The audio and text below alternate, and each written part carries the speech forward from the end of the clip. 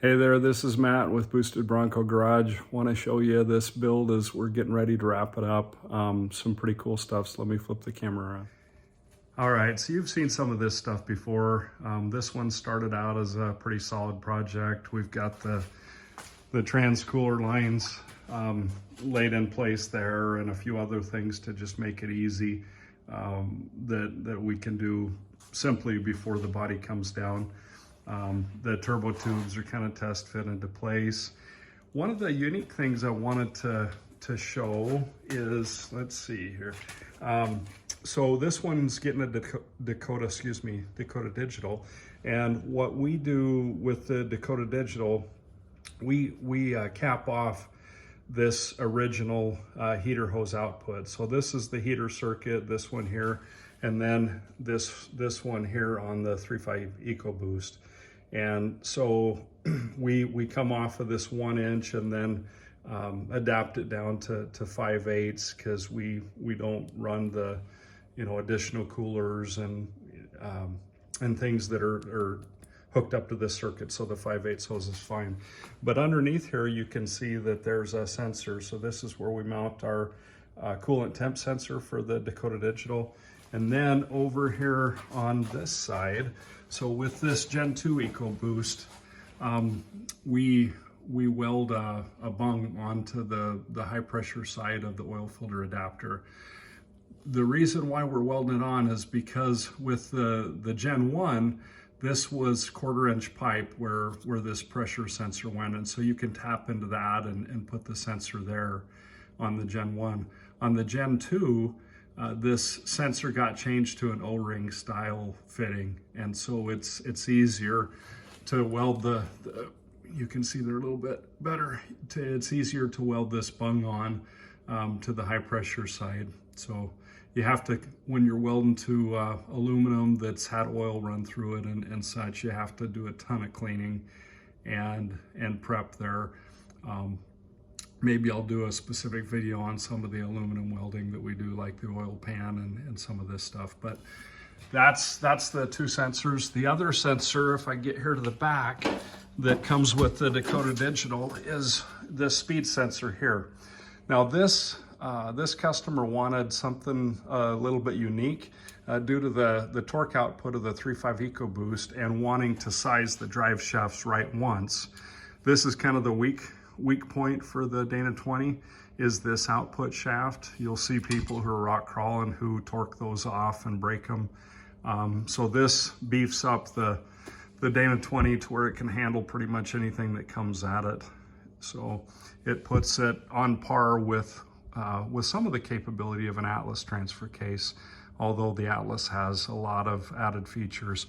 But this output, I believe, is advanced adapters that they sell through Wild Horses, and it's the same output shaft that you see on the advanced adapters transfer case.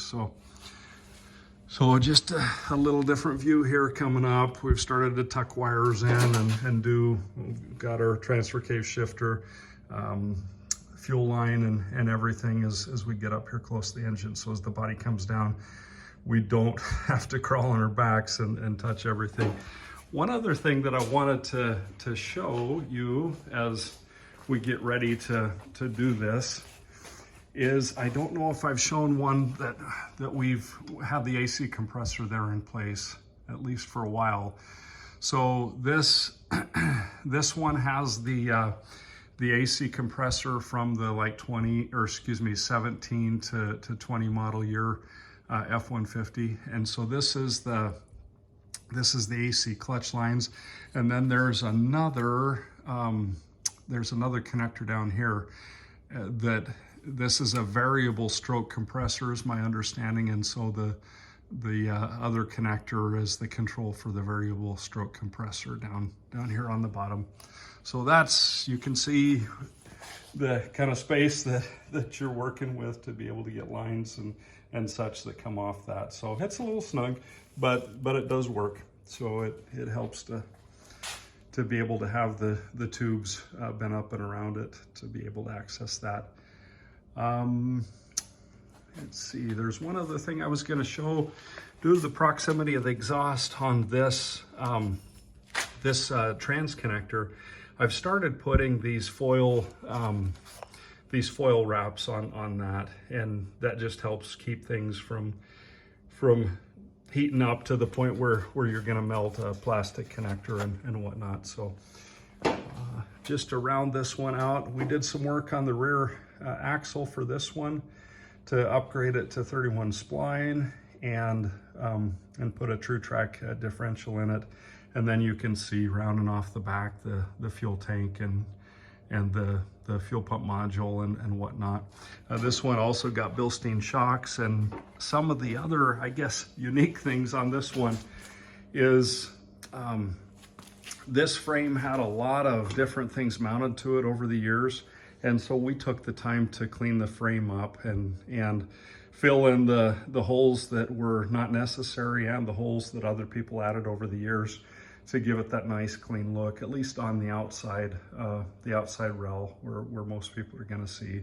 And then some of those holes we fixed were kind of underneath that fuel tank area where a lot of exhaust hangers and those kinds of things are put. Maybe one quick mention here, you can see this exhaust hanger that we're attaching to.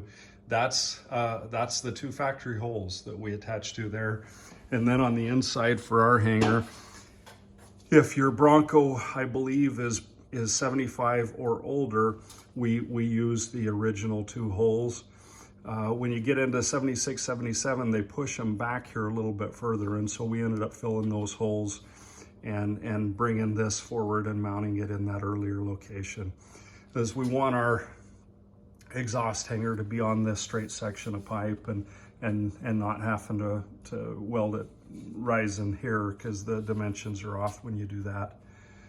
So again, this is our latest build. It's taken a little bit of time, had to hit the pause button on it a time or two with other things that I had going on.